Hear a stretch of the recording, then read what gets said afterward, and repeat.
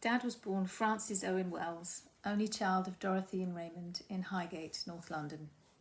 His memories of childhood were very happy, even wartime recollections of using his mother's baby grand piano as a bomb shelter and being on a bus when all the windows blew out were retold with fond amusement. His father worked for a toy maker and latterly designed exhibition stands, and his mother was a secretary. She was also an accomplished pianist and passed on her love of and competence in the piano. A bright boy, at 10, Dad won a scholarship to University College School in Hampstead, where, among other things, he began his passion for public transport and London buses in particular. He studied at London Hospital Medical College from 1954 to 60, during which time he was captain of the boat club, secretary of the students' hostel and president of the club's union. He also composed music for and had some dubious parts in the hospital Christmas shows. He once played one of a pair of eunuchs, either lopped off or dropped off, he couldn't remember. After he qualified, he married Janet, who he'd met through his school friend Philip, her brother. In 1961, they moved to Bury St Edmunds, and Mum started up the occupational therapy department, while Dad moved through the medical ranks to registrar. Catherine was born just before he took up his first GP post in Ipswich 1962, initially in Christchurch Street, and later as a founding member of Orchard Medical Practice. He remained there until 1979. It was not an uneventful time. He was twice hospitalised after being assaulted, and there was an arson attack on our house. His skills at organising and networking were honed as secretary and chairman of the Regional British Medical Association and member of the National Board of Science. He became a GP trainer, and he taught both students and trainees for 9 consecutive years, and some of them live with us. His interest in clinical research led him to start 2 major pharmaceutical clinical research groups, and he was a great advocate for clinical trials. As an assistant at Ipswich Hospital, as well as a GP, and with those eyebrows, he was quite well known. And when I returned to Ipswich 8 years ago, people would still connect my name to his and remember that he had delivered their children in the night, that he'd cured their mystery ailment, or he'd been very kind to their mum or dad. He generally remembered all these people, which I found extraordinary. 2 outstanding events of his 17 years as an Ipswich GP were going to Wembley to watch our beloved ITFC win the FA Cup in 1978 and leading a successful local, then national campaign against the use of amphetamines and barbiturates. Following his acclaimed organisation of the 1979 BMA Annual Scientific Meeting in Ipswich, which included the Royal Philharmonic at Snape Maltings, he was asked to apply for Under Secretary of the BMA at BMA House in London. At the time, an article on his appointment noted that having crammed a lifetime's achievement into general practice into less than 20 years, it was difficult to see what else he could do. The daily commute by train only added to his excitement, although as teenagers my sister and I were less than impressed with his insistence that we joined him for a jolly breakfast at 6 a.m. He described his 7 years at the BMA as the most challenging of his 4-phase career, but he made many friends, and he was immensely proud of creating the current format of the British National Formulary, the Doctor's Bible, which is now in its 79th edition. A natural move followed in 1986 to the Association of the British Pharmaceutical Industry, the ABPI, where as medical director he provided an interface between the medical profession and the pharmaceutical industry. His many achievements and memorable characteristics are fondly noted by his colleagues in the following videos.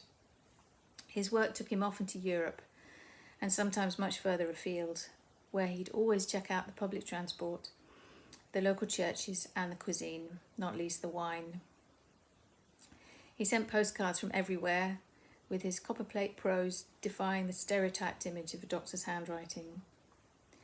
On leaving the ABPI, he was credited with changing the attitude of the medical profession to the pharmaceutical industry, a culture change that allowed clinical fraud to be addressed as a joint effort, and he was rightly proud of that accolade. In retirement, he surprised us all in setting up a small business for a while with an ex-detective, continuing his fraud-busting passion. Alongside that, he of course took on many other committee roles, including non-exec director and then chair of the local health trusts and various research ethics committees, chairman of Marix Drug Development Limited, and involvement with the Welsh Cancer Bank. His awards include fellowships of the Royal Society of Medicine and the Faculty of Pharmaceutical Medicine, from which he also received the Faculty Medal for Outstanding Service in 2007. In delivering the annual lecture of the European Forum for Good Clinical Practice in 2012, he was described as working tirelessly for the fundamental principles of patient protection and research integrity. He continued to do that until very recently, both through the European Forum and the Research Ethics Committees at Cambridge and the University of East Anglia. Amazingly, despite a full career, he had time for other things. He loved his garden, he was an active member of his community church, and he enthusiastically collected model buses. He was on the village patient participation group, organising flu vaccines and allocating volunteer drivers. Transport remained of great interest to him, and his last weeks were relieved by watching videos of train, bus and tram journeys that were familiar to him. He knew every London bus and train route, and many more besides, which his family all find extremely helpful. He must be the only person who could single-handedly cross London in a wheelchair during sudden closures of routes and still be full of enthusiasm at the other end. The proms at the Albert Hall were worth any inconvenience that might entail. As a liveryman of the Worshipful Society of Apothecaries, he enjoyed social occasions all over the country, organising several of them himself with great success. He always had time for friends and family. He visited me in all 3 Asian countries where I've lived, putting up with discomfort and unfamiliar situations with cheerful interest, the only exception being when I made him eat sago worms and wear a sarong. His mantra was that there was always something to look forward to. Highlight therapy, he called it. Dad's example in practicing this in the face of all the challenges this year has thrown up has been inspirational and has helped me and my sister to try and do the same. He was a wonderful dad, and we could not be prouder of him. So, Uncle Frank, obviously, I've known forever, was at school with Dad, and whenever Dad mentions him, he says Frank was kind, is kind, and loves family. And that's been obvious to me forever. I remember when I was at university in my first year, I remember him just out of the blue taking me out for a meal at the, I think it's called the Garden House Hotel. And I think with hindsight, he was just looking out for me, checking I was okay. And then many, many years later, I remember him coming here when our children were small, and in moments. So he had come with Janet, and within moments he'd won the children over, and I remember him going up to the piano and teaching Henry how to do something on the piano when Henry had only just started the piano, and it was just a masterclass in how to get on with small children. There was an important event for the London Hospital. This was the final of the Inter-Hospitals Rugby Cup at Twickenham. The London Hospital were to play St Thomas's. In the run-up to the event, our students dreamed up an audacious prank. In the dead of night and at low tide, some students armed with white paint and brushes got into small craft and painted in 6-foot-high letters the London for the Cup on the embankment wall below the Houses of Parliament. Next morning, the message was covered by the high tide. However, as the water level dropped and the day wore on, that message could be seen by St Thomas's, who of course were directly opposite the Palace of Westminster. A few weeks ago, I reminded Frank of this. Did he remember it? Remember it, he said. Of course I remember it. I organised the craft which transported the painters. My sister Claire and I had some amazing holidays with Frank and family in the 70s. We visited unspoilt Wexford, had the traditional French experience in La Boule, and pushed the boundaries in the fascinating aeroscoping Denmark. The planning of these holidays reflected Frank's love of precision and detail, but the holidays also illustrated his sense of adventure, fun and spontaneity.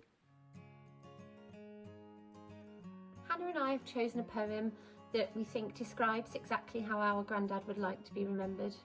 He was a positive, wonderful man who could always see the best in every situation and in everybody. Our granddad, he is gone.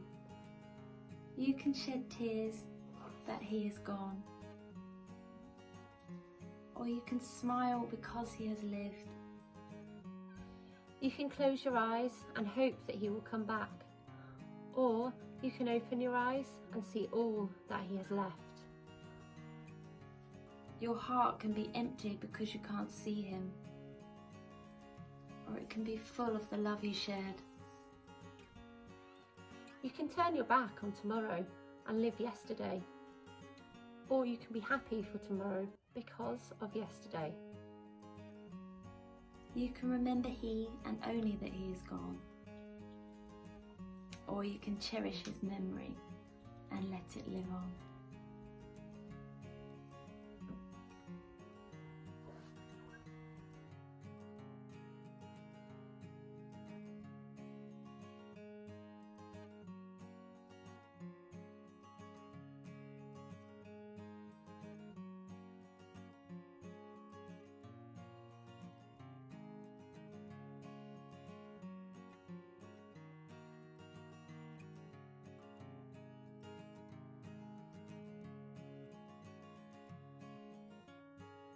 This won't come to a surprise to anyone who knew him, but Frank was the most supportive and caring grandfather. When we were at school, he would come to any play, concert or event that we were involved in, and we could always count on him to be the most enthusiastic audience member. He took a huge interest in every aspect of our life and made clear to us how proud he was of his grandchildren. Of course, we're immensely proud of him too. As well as being a hugely accomplished medical professional, he had a great sense of fun. He'd often take us off on amazing gallivants, often to museums, West End theatres or theme parks, even occasionally insisting on joining us on a roller coaster, much to the terror of the staff. Even when in a wheelchair, nothing could stop him. Frank loved travelling, and he made sure to pass that love of travel on to us, whether it was taking us on the buffet car of the Ipswich to London train, visiting us when we lived abroad, or taking us on fantastic holidays to Berlin and Copenhagen, where we learnt the intricacies of the local public transport system. Our granddad inspired us all with his endless energy and infectious optimism. Frank was a wonderful mentor, colleague and friend to my dad, and I have such fond childhood memories of him and his family. Their house on Westerfield Road was such a magical place, and I used to get so excited about visiting, especially if I was allowed to go into the attic full of toys. He was a larger-than-life character who I will always remember as kind, fun, jolly, charming and fascinating to talk to, and I will miss him a lot. Lachlan, I first knew Frank when he was appointed as the chairman of Allington NHS Trust. He joined the organisation at a particularly turbulent time because it was due to merge with two other NHS bodies. He treated everyone with respect and friendliness and was entirely unflappable. I believe that he helped not only to bring about the merger relatively painlessly, but helped us all to focus on the importance of maintaining the quality of patient services throughout the entire process. And for that reason, I firmly believe that the population of Suffolk owes him a great debt of gratitude. I knew Frank for over 25 years, from when he started at ABPI, first professionally and then as a friend. and I always admired his utter commitment to the roles he would take on and his total integrity. However, my most abiding memories of Frank are his utter devotion and commitment to his own family. He adored them. And I particularly remember from the stories that he regaled about lots of adventures that he had with them, his trip to Disneyland, where he was getting frail and had certain physical disabilities. But he went as a disabled traveller, and he revelled in the perks that brought. But then, who wouldn't want to look after such a lovely, kind, true gentleman? Aye. Frank was the most courteous of men and a generous boss. I remember chocolates or wine from Brussels, smoked salmon from Canada, lace doilies from Nottingham, and Egyptian brochures from the Berlin Museum. His work output was prolific and a challenge. As Janet, his wife, said, it was impossible to hang on to his coattails. He was always positive, the glass is half full and never half empty. Like others, my first impression of Frank, he was a somewhat Dickensian character in nature, but very positive, larger than life and avuncular.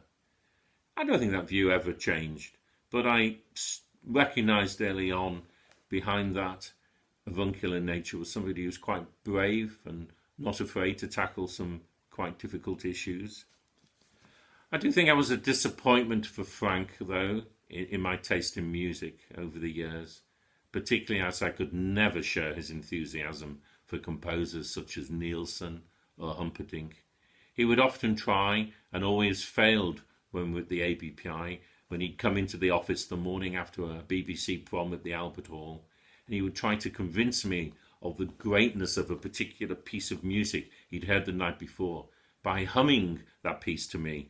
But every pom pom pom Frank did for me, the music always sounded the same. Every year, someone in the ABPI would buy a programme for the proms.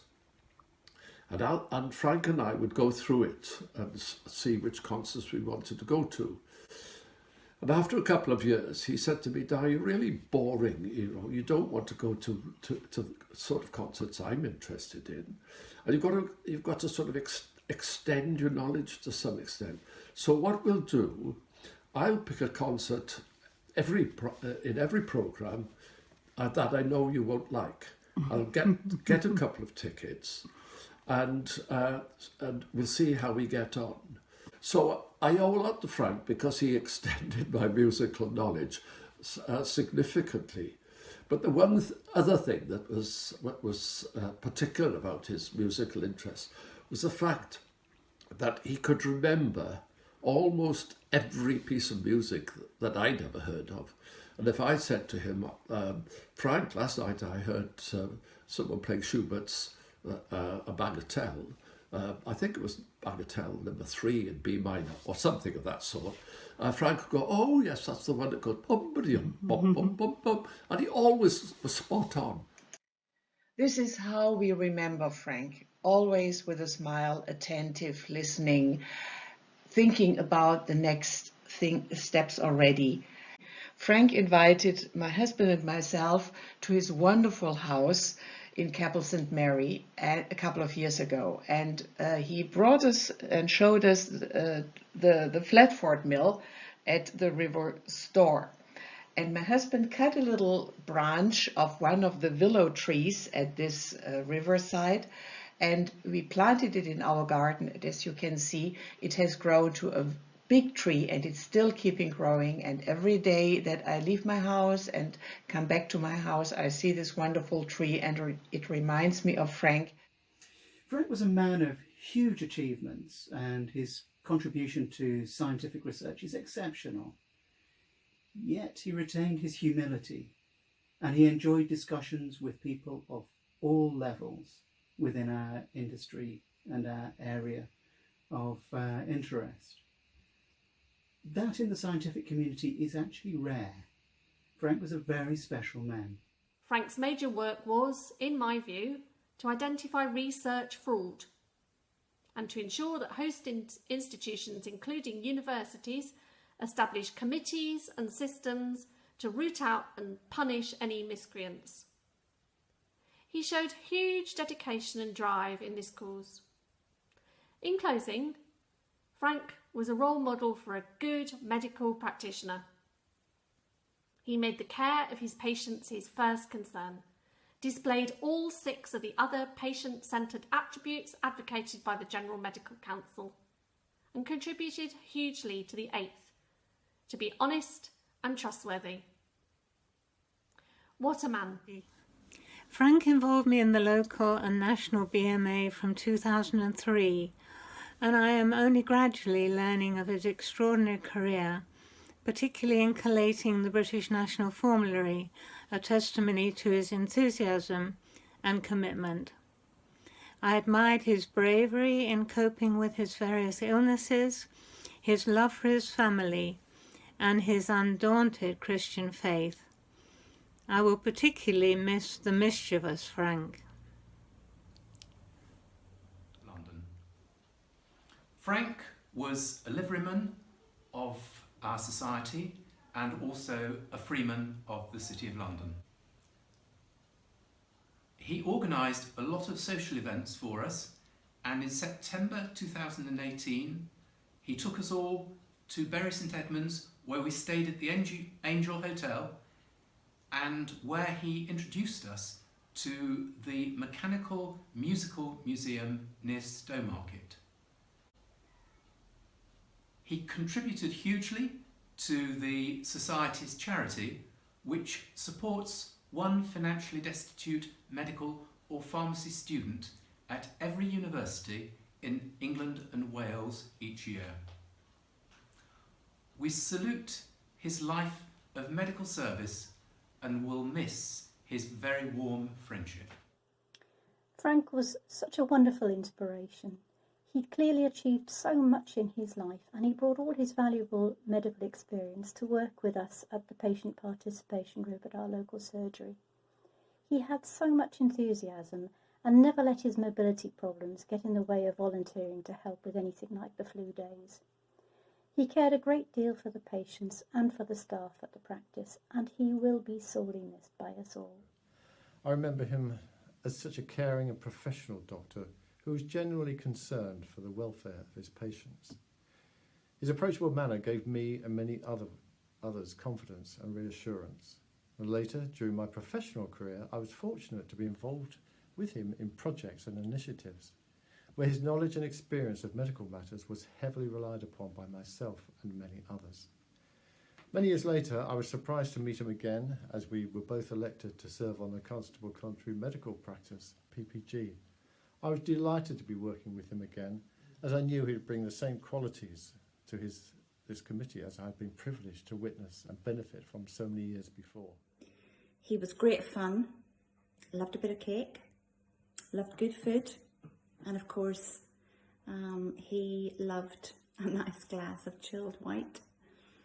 And in the time that I knew him, he became a really good friend, even though we were not obviously of the same age. I can remember many's a night sharing a bottle of Sauvignon Blanc with him and a big stainless steel bowl of crisps, and then having to run home that little distance between my house and his to eat some sensible food.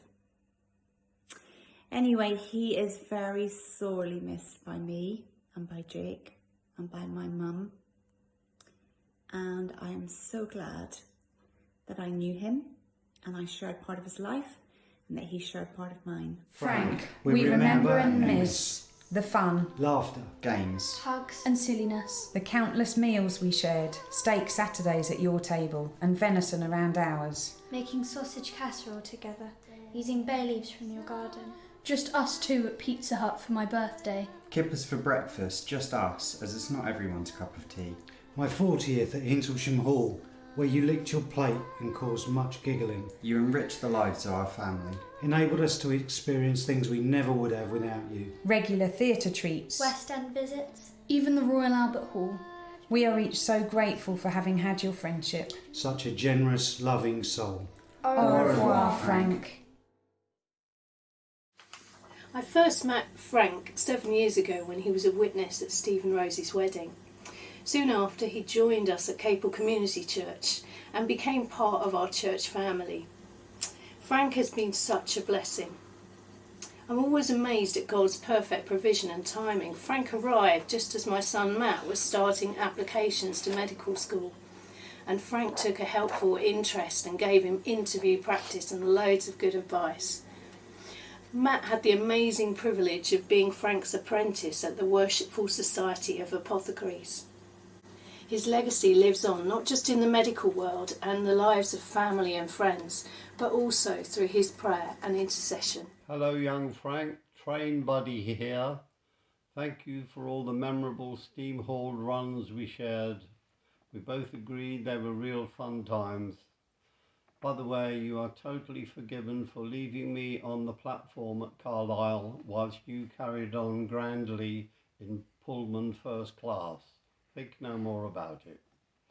Thank you also for reviving my interest in live theatre. Be sure you will be beside me in future performances. You were a one-off, Frank, and I will always treasure our times together. We thought it would be fitting to end this wonderful set of eulogy videos with one of Dad's many musings. This is his musing on ties. I'm fighting a rearguard action in favour of ties. I find myself in an ever-decreasing minority of men who wear ties for work or even for dinner in a restaurant, and I have to say that I find that a great pity. Now, far be it from me to claim to be the epitome of sartorial elegance, but I feel undressed without a tie. I rarely go out, even in summer, without one properly done up. My gardener seems to find this very strange. I currently have 117 ties to choose from, which would give me just over 2 a week for a year if I were to wear them in sequence, which I don't. Some are club ties such as the BMA, the Society of Apothecaries or the National Trust. I have 6 different National Trust ties, and some are colour coordinated with my shirts. Actually, the colour coordination doesn't work too well. The shirts have usually worn out before the ties, but the original idea was a good one. A few of my ties are very special, which I only wear very occasionally. One is a map of the London Underground, confusing when people try to read it, as all the lines stop in odd places like West Brompton, and then start again lower down from somewhere much further north, such as Edgware Road. I have a plain black tie, but I certainly didn't wear that for Janet's funeral. She had already specified that I should wear the yellow tie with the blue hearts. Things came to a head when I was the only diner in a smart Italian restaurant wearing a tie. All the waiters wore ties in an elegant shade of pink, whilst I was sporting a deep red tie with a zigzag motif. Not only was I asked for the menu as I emerged from the toilet, but a young waiter, probably his first day, asked me in Italian where he could find the mustard. Next time, I'll wear a cravat. Bye-bye, Dad. We all love you very much. Always.